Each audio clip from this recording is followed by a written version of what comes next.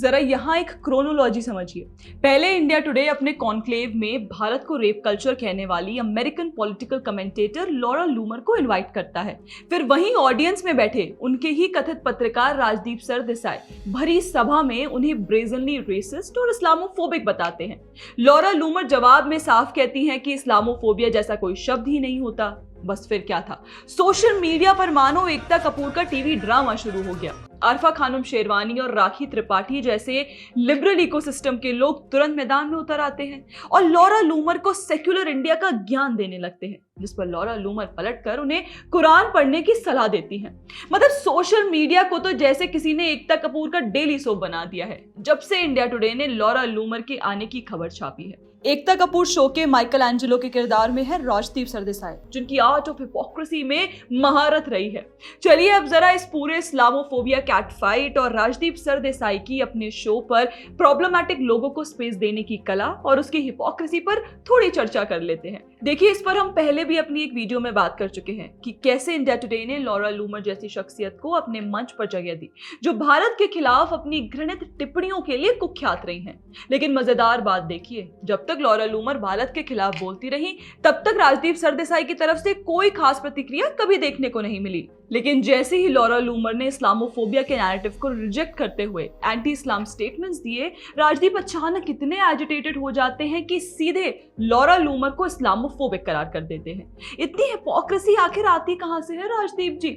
और अगर आप वाकई उतने ही सेक्युलर हैं जितना दिखाने की कोशिश करते हैं, तो फिर कुछ ही दिन पहले आपने मेहदी हसन जैसे शख्स को अपने प्राइम टाइम पर क्यों बुलाया? वही मेहदी हसन जो इस्लामिक कट्टरता और मुस्लिम ब्रदरहुड के विजन के लिए जाने जाते हैं, जो हमास जैसे आतंकी संगठन को टेररिस्ट नहीं बल्कि रेजिस्टेंस ग्रुप कहते हैं। और इतना ही नहीं, उनके हिसाब से जो लोग इस्लाम को नहीं मानते यानी नॉन बिलीवर्स, वो सिर्फ जानवर हैं जो घास चरते हैं। ग्रूमिंग गैंग्स जैसे गंभीर मुद्दों पर भी उनका दोहरा रवैया साफ दिखता है। जहां पाकिस्तानियों के डिमोनाइजेशन की चिंता तो दिखाई देती है, लेकिन रेप विक्टिम्स के लिए वैसी संवेदनशीलता नहीं दिखती। तो सवाल यह है राजदीप, ऐसे कट्टर और ओपनली हिंदू फोबिक लोगों को अपने चैनल पर एजेंडा चलाने का मंच आप क्यों देते हैं? और अगर सच कहें तो यह कोई पहली बार नहीं है। राजदीप सरदेसाई का यह पैटर्न पहले भी कई बार दिख चुका है।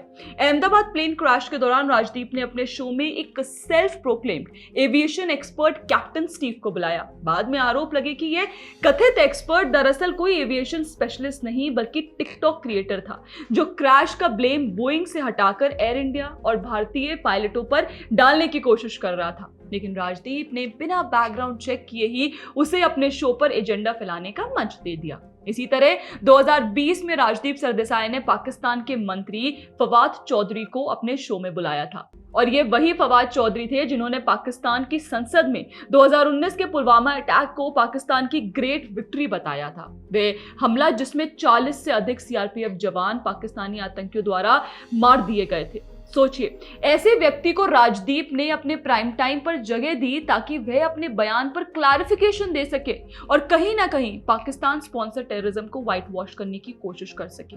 फिर उसी साल राजदीप ने गोरखपुर ट्रेजेडी के आरोपी डॉक्टर कफील खान को भी जेल से निकलने के तुरंत बाद अपने शो पर बुलाया। उन्हें एक इनोसेंट विक्टिम की तरह पेश करने की कोशिश की गई, जबकि उन्हें एंटी सीए प्रोटेस्ट के दौरान भड़काऊ भाषण देने के आरोप में गिरफ्तार किया गया था। और फिर वही कहानी राजीव बजाज के साथ भी दिखी। पैंडेमिक के दौरान बजाज ऑटो के चीफ राजीव बजाज ने राहुल गांधी के साथ मिलकर ऑटो इंडस्ट्री के भविष्य को लेकर काफी ग्लूम और स्लो डाउन की बात की थी। लेकिन महज एक हफ्ते बाद ही बजाज ऑटो ने 2 व्हीलर्स की highest ever monthly sales record कर ली।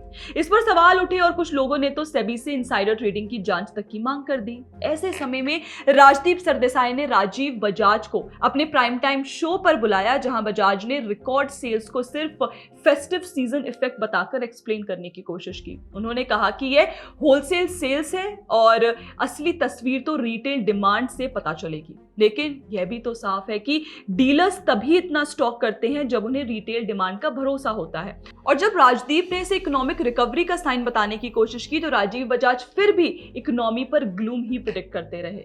तो आपने देखा कैसे राजदीप सरदेसाई की पत्रकारिता अक्सर वहीं तक सीमित दिखाई देती है जहां वह लोगों को अपने एंटी मोदी या एंटी इंडिया स्टांस को एक्सप्लेन करने का मंच दे सके। और इसी दौरान जब लॉरा लूमर ने राजदीप से कहा कि इस्लामोफोबिया जैसी कोई चीज नहीं होती, तो अचानक से सेकुलर ब्रिगेड राजदीप के बचाव में कूद पड़ी। अरफा खानम शेरवानी लिखती हैं कि उन्होंने एक सेकुलर लिबरल भारत के लिए लड़ाई लड़ी है और यह देश ना कभी हिंदू राष्ट्र था और ना कभी होगा। राखी त्रिपाठी भी जवाब देती हैं, ना तुम हिंदू हो ना भारतीय, अपना जहर अपने पास रखो, ये सेक्युलर इंडिया है। लेकिन यहाँ असली सवाल ये है कि जब लॉरा लूमर भारत के खिलाफ बयान देती थी तब यही सेक्युलर गैंग पूरी तरह चुप क्यों था? लेकिन जैसे ही लॉरा लूमर ने इस्लामोफोबिया नैरेटिव को चुनौती दी, अचानक यही लोग सबसे ज्यादा आक्रोशित हो गए। यानी समस्या भारत विरोध से नहीं है, समस्या तब होती है जब उनके पसंदीदा नैरेटिव्स को चुनौती दी जाती है। और यही वे डबल स्टैंडर्ड्स है जो आज के लिबरल डिस्कोर्स की सबसे बड़ी पहचान बन चुके हैं। और शायद यही वजह है कि राजदीप सरदेसाई जैसे पत्रकार भी आज तक किसी एक सिद्धांत पर साफ साफ खड़े नहीं हो पाए, क्योंकि पत्रकारिता का मूल सिद्धांत है सवाल पूछना। लेकिन जब सवाल चुनिंदा लोगों से ही पूछे जाएं और कुछ लोगों को सिर्फ सफाई देने का मंच दिया जाए तो उसे पत्रकारिता नहीं, नैरेटिव मैनेजमेंट कहा जाता है। दोस्तों, आपके इस पर क्या राय है हमें कमेंट सेक्शन में जरूर बताइएगा। बाकी ऐसे और वीडियोस के लिए आप हमारे चैनल को सब्सक्राइब करना ना भूलें। जय हिंद।